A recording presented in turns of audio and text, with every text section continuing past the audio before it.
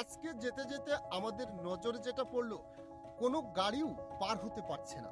মানুষ তাহলে কিভাবে যাবে? এপাশে তো একটি বড় গ্রাম। বলছিলাম সাতক্ষীরার তালা উপজেলার 12 নম্বর খলিলনগর ইউনিয়নের হাজরাকাঠি থেকে কাঠবুনিয়া যাওয়ার এই সড়কের কথা। চলুন দেখি এই সড়কের কি অবস্থা। হাজরাকাঠি থেকে কাঠবুনিয়া যেতে এই সড়কের অবস্থা দেখলেই মনে হয় যে আর মনে হয় শেষ মাথা কাঠবুনিয়ায় যাওয়া হবে না। দীর্ঘদিনের প্রাণের দাবি এই সড়কটি মেরামতের দাবি থাকলেও সেটি কর্ণপাত করেনি স্থানীয় জনপ্রতিনিধি সহ সংশ্লিষ্ট কেউ।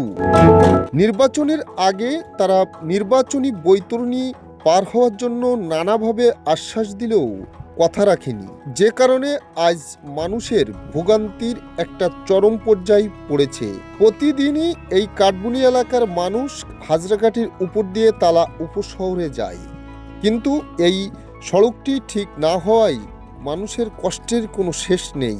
প্রতিদিনই এলাকা থেকে যখন কোনো যানবাহন যায় তালা উপজেলা শহরে, তাদেরকে পড়তে হয় এমন ভোগান্তিতে।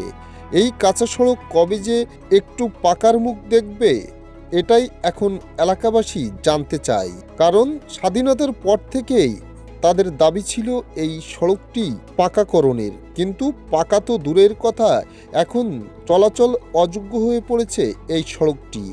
এই এলাকার কেউ অসুস্থ হয়ে পড়লে ডাক্তারের কাছে নিয়ে যেতেও তাদের পোহাতে হয় নানা ধরনের ভোগান্তিতে।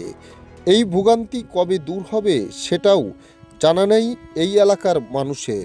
এলাকাবাসীর দাবি এই সড়কটি দ্রুত নির্মাণের, কিন্তু কথা রাখবেন কি কেউ? এই রাস্তা যদি ভালোভাবে ঠিক না মেরামত না করা হয়, তাহলে এই রাস্তা দিয়ে যাওয়া আসা আদৌ সম্ভব না। বর্ষাকাল একেবারে পানি উঠে শেষ, রাস্তাঘাট ভেঙে চুরেও শেষ, কোনো কাজে করে যাওয়ার পরিবেশ নেই। এই রাস্তা দিয়ে যাওয়া যাচ্ছে না, প্রতিদিন আমাদের যেতে হয়।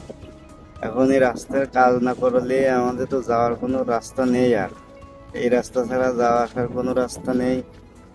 এখন এটা কাজ করলে ভালো হয়। আমরা বিভিন্ন সময়ে আপনাদেরকে দেখাই, কিন্তু আসলে সরকারের কোনো কর্ণপাত হয় না। হাজরাকাঠি থেকে কাঠবুনিয়া যাওয়ার এই সড়কটি আপনারা একটু দেখবেন, যদি দেখেন একটু দেখে আসেন। মানুষের দুর্ভোগের শেষ নেই। মানুষ এই হাজরাকাঠি থেকে কাঠবুনিয়া যেতে যে দুর্ভোগ হয়, প্রতিদিন গাড়ি দুই পাশের মৎস্য ঘেরে চলে যাচ্ছে, তলিয়ে রাস্তাটা একেবারে নষ্ট হয়ে গেছে। একেবারে স্বাধীনতার পর থেকেই মানুষের দাবি ছিল এই রাস্তাটি নির্মাণের, কিন্তু আজও কোনো সরকার কর্তৃপক্ষের যেন নজর পড়েনি এখানে।